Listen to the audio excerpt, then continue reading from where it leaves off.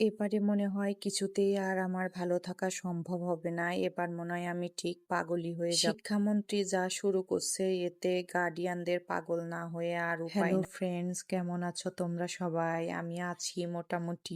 কি বলবো আর, মানে কিছু বলার ভাষা নেই আমার। বলো তো কি একটা অবস্থায়, এখন নাকি বাচ্চাদের বৃত্তি পরীক্ষা হবে, স্কুল থেকে নোটিশ আসছে। স্কুল থেকে বৃত্তি পরীক্ষার জন্য যে সিলেকশন করছে সেটার মধ্যে আমার মেয়ের নাম আছে। কালকে রাতে তো নোটিশ দেখার পর থেকে সারা রাত আমার ঘুম নাই, পাগল পাগল লাগছে যে কি করব।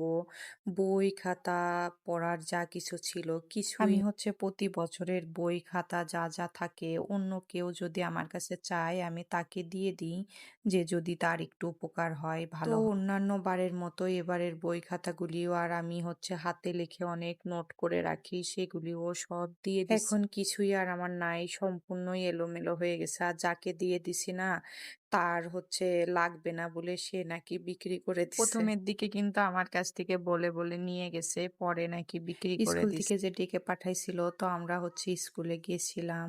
তো অন্য একটা ব্লগে আরো কিছু শেয়ার করব তোমাদের সাথে। আজকের মতো এ পর্যন্তই। সবাই ভালো থেকো।